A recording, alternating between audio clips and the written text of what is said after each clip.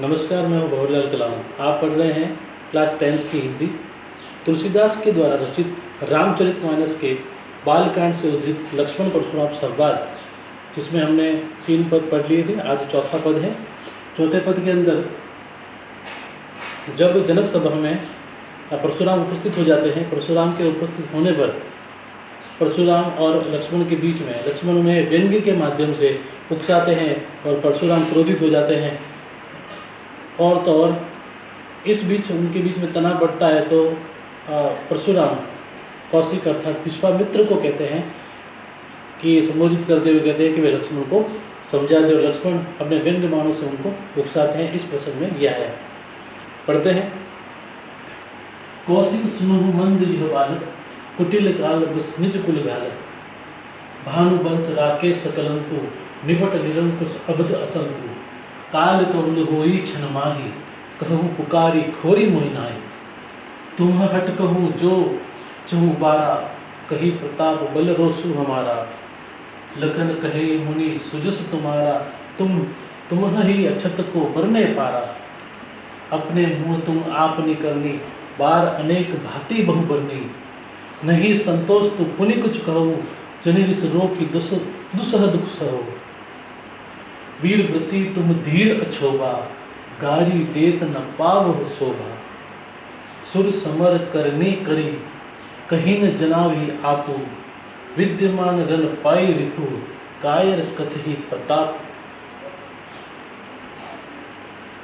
परशुराम विश्वामित्र से कौशिक, विश्वामित्र कौशिक का अर्थ है विश्वामित्र।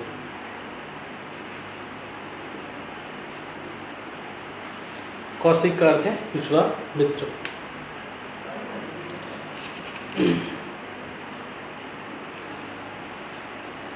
कहते हैं कौशिक सुनो मंद यह बालक, हे विश्वामित्र सुनिए ये जो मंद बुद्धि का बालक है। लक्ष्मण के लिए कह रहे परशुराम, कौशिक सुनिए जो मंद बुद्धि का ये बालक है, जो मूर्ख बालक है। कुटिल काल बस निज कुल घालक। कुटिल टेढ़ा है, मंद बुद्धि है, टेढ़ा है। काल बस निज कुल घालक, और ये काल बस होकर, काल के वश में होकर निज कुल घालक, घालक यानी नष्ट होने वाला, समाप्त होने वाला, नष्ट करने वाला ये जो बालक है, कालवश जो मुझसे वाद विवाद कर रहा है, तो सुनिए विश्वामित्र, यह बालक कुटिल है, कालवश, ये काल के वश में है, और ये निश्चित रूप से मेरे द्वारा नष्ट होने वाला है। इसकी मृत्यु होने वाली है। मैं इसको नष्ट कर दूंगा, समाप्त कर दूंगा। भानुवंश राकेश कलंकु, निपट निरंकुश अबध असंकु। भानुवंश ये सूर्यवंश जो राकेश यानी चंद्रमा पर कलंक के रूप में है।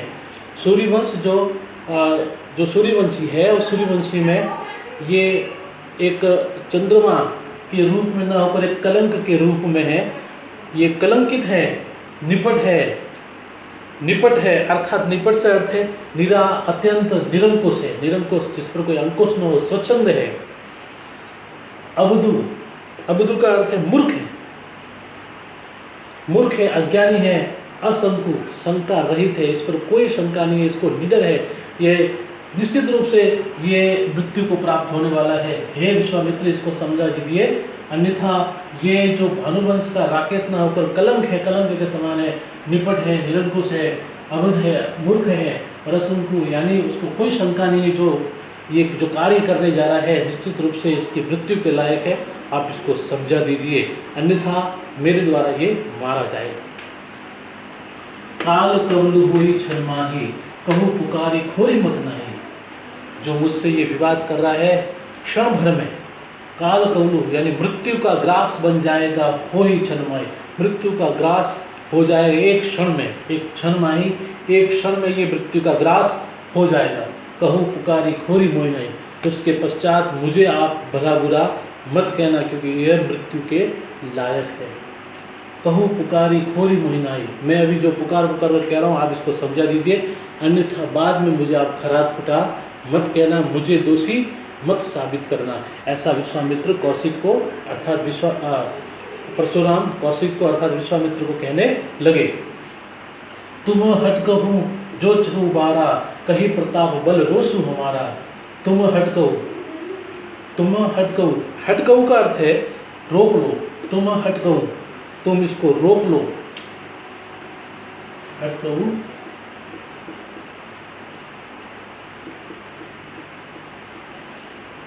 तुम हटकऊ जो चहु उबारा, उबारा यानी बचा लो, तुम इसे रोक लो, तुम इसको बचा लो। मेरा प्रताप और मेरा बल जो पूर्व का, इसको बताकर, मेरे प्रताप के बारे में, मेरे यश के बारे में इसको बताकर तुम इसको मरने से बचा सकते हो सौमित्र। तुम इसको मेरे प्रताप के बारे में, मेरे वीरता के प्रदर्शन के बारे में इसको बता दो। पूर्व के मेरे वीरता के प्रदर्शन, प्रताप के बारे में इसको बताकर इसको मरने से तुम बचा सकते हो, इसको रोक लो हे विश्वामित्र। उसके बाद मुझे आप खरा खोटा मत कहिएगा, क्योंकि मेरा प्रताप से इसको कोई नहीं रोक सकता। मेरे बल के सामने इसकी मृत्यु निश्चित है। आप उसे, उसके पश्चात मुझे खरा खोटा मत कहना। तुम खटकहो जो चहो, तुम इसको रोक लो, जो चहो बार इसको बचाना चाहते हो तो मेरा प्रताप और मेरे बल के बारे में, रोष के बारे में बता दो, ताकि यह समझ जाए। उसके बाद ये समस्त वचन, ये वचन सुनकर लक्ष्मण कहने लगे, लखन कहियो मुनि सुजस तुम्हारा, तुम्ही अच्युत को बर नहीं पारा। लखन कहने लगे, कहे मुनि सुजस तुम्हारा, हे मुनि, हे ऋषि मुनि, हे मान्यवर, हे मुनिवर, आपका यश, आपकी कीर्ति, आपका प्रताप तुम्हारा, तुम्ही अच्युत को बर नहीं पारा।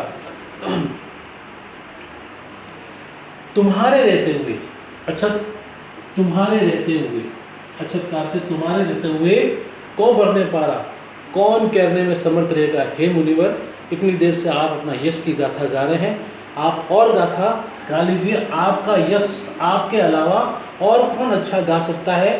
बरने पारा, पारा यानी समर्थ,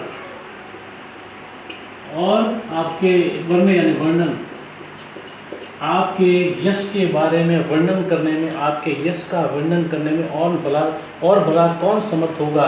आप ही अपने यश की गाथा गा लीजिए, आप ही अपने यश का वर्णन कर लीजिए। आपसे अच्छा आप क्या, आपके यश की गाथा, आपके यश का वर्णन और कोई करने में समर्थ नहीं होगा। आप अपने मुँह तुम आपने करनी बार अनेक भांति भई। अपने मुँह से, हे मुनिवर, आपने अपने मुंह से कई बार अपने यश का वर्णन किया है, कई बार यहाँ पर यश रूपी कई बातें की हैं, कई प्रकार के प्रताप के बारे में, अपने प्रताप और बल और उसके बारे में बातें कर रहे हो। बार अनेक भांति बहुवर्णी, आपने कई बार यहाँ खड़े रहकर वर्णन कर चुके हैं अपनी यश गाथा का, अपने वर्णन, अपने प्रताप का वर्णन कर चुके हैं।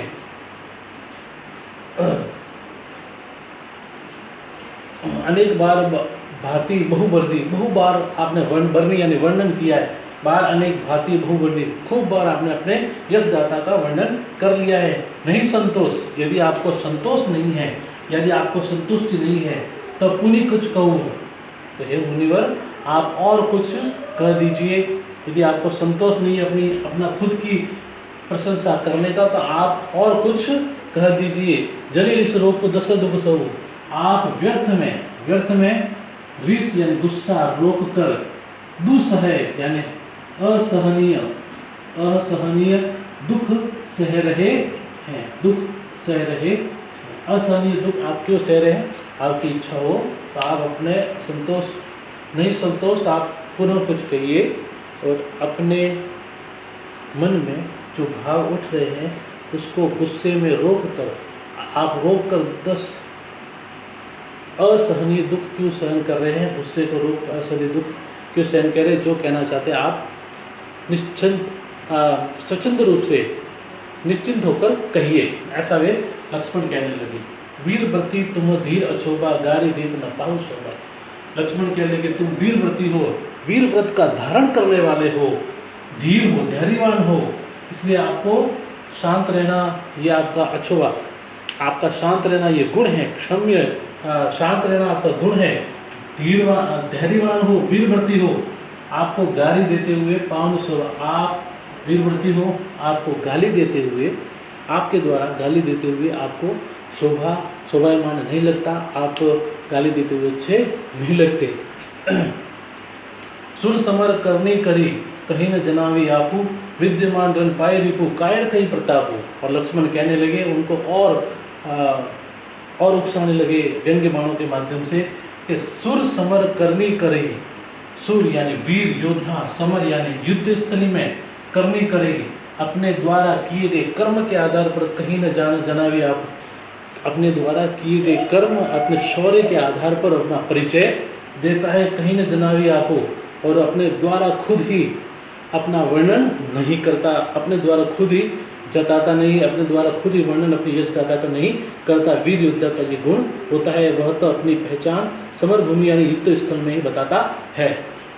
विद्यमान रन पाए रिपु कायर कहीं प्रताप हो, हे मुनिवर, और युद्ध भूमि में अपने समक्ष दुश्मन को पाकर, अपने समक्ष दुश्मन को खड़ा होता हुआ देखकर जो कायर होते हैं वही अपनी यश गाथा और अपने यश गाथा के बारे में स्वयं वर्णन करता है, स्वयं ही अपनी प्रशंसा करता है। अर्थात इस प्रकार की इस प्रकार की वे उनको उकसाने लगे परशुराम को लक्ष्मण, और परशुराम और उनके द्वारा व्यंग्य बाणों के माध्यम से उसकते के कारण, उकसाने के कारण वे बड़े गुस्से हो गए। गुस्सा होने के कारण वे अगले पद में भी उनके बीच में वार्तालाप और संवाद में वे क्रोध स्वरूप शौर्य और वीरता का जो उनके बीच में संवाद हो रहा है वह देखते ही बनता है। तो इस प्रकार हमने इस पद में देखा कि परशुराम ने विश्वामित्र से कहा कि हे विश्वामित्र, ये बालक बुद्धिहीन कुटिल स्वभाव वाला है, ये क्षण भर में नष्ट हो जाएगा, मृत्यु हो जाएगी इसकी। यह सूर्यवंशी रूपी चंद्रमा में कलंक के समान है। सूर्यवंशी जो चंद्रमा है, सूर्यवंश जो एक चंद्रमा के समान है, उसमें ये कलंक के समान है। यह अत्यंत स्वच्छंद है, मूर्ख और निडर। ठीक है, इस प्रकार हमने ये पद व्याख्या की। आप इस अंत में कहते हैं कि आप इस प्रकार गाली देते हुए शोभा नहीं पाते हैं, और सूरवीर युद्ध में खुद वीरता का प्रदर्शन करता है। सूरवीर युद्ध में खुद वीरता का प्रदर्शन करते हुए अपने मुंह से अपनी प्रशंसा नहीं करते हैं। तो इस प्रकार लक्ष्मण के द्वारा उन्हें कई प्रकार के उकसाने वाले व्यंग्य बाण उन पर छोड़े गए, और इससे वे परशुराम और गुस्सा हो गए। तो इस प्रकार जो शब्दार्थ है, यदि आप देखना चाहें तो शब्दार्थ मैंने सारा बता दिए हैं। जैसे कौशिक विश्वामित्र, राकेश चंद्रमा, कलंक, निरंकुश, जिस पर कोई अंकुश न हो, स्वच्छंद हो, अवधु, मरने की योग्य है, असंकु, जिसको कोई शंका रहित हो, निपट। निपट का अर्थ होगा अत्यंत निरंकुश, स्वच्छंद, अबुध, मूर्ख, अवधु, मूर्ख होगा, ये मरने योग्य नहीं, मूर्ख होगा। भानुवंश, सूर्यवंश, राकेश, कलंक, काल कबलू हुई यानी मृत्यु का ग्रास होगा, क्षण माई, क्षण भर में, पुकारी खोरी कोई नाही, खोरी यानी मुझे बुरा बाद में मत कहना, हट कहो यानी रोक लो, जो उबारा यानी उसको बचाना चाहते हो, प्रताप, लखन कही मुनि सुजस महाराज, सुजस यानी आपका यश गाथा, सुयश अच्छी गाथा, आपकी वीर गाथा का वर्णन, वर्णन यानी वर्णन। तो इस प्रकार इस पद के अंदर लक्ष्मण और परशुराम के बीच में पुनः संवाद है, और जो परशुराम है कौशिक यानी विश्वामित्र को समझा रहे हैं कि इस लक्ष्मण को समझा दो। लक्ष्मण बार बार उन पर व्यंग्य बाण चला रहे हैं, व्यंग्य कर रहे हैं।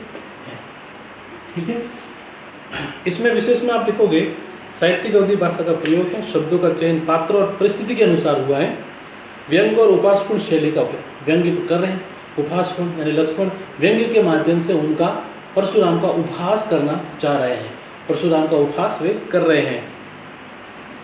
ठीक है, रौद्र रस तथा हास्य रस की सफल योजना है, थोड़ा हंसी भी होती है और थोड़ा रौद्र रस भी हमको प्रतीत होता है। इसमें हंसी हमरे जाना, इसमें जहाँ जहाँ जिस वर्ण की आवृत्ति हुई है वहाँ पर अनुप्रास अलंकार होगा। ठीक है, तो इस पूरे काल कल्लू यहाँ पर अनुप्रास अलंकार। ठीक है, कोरी महीना प्रताप,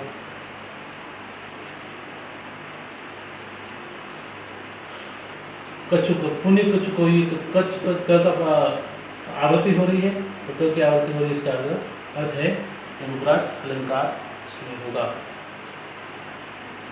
ठीक है, तो ये चौथा पद था। अगला बढ़ते हैं पांचवा पद।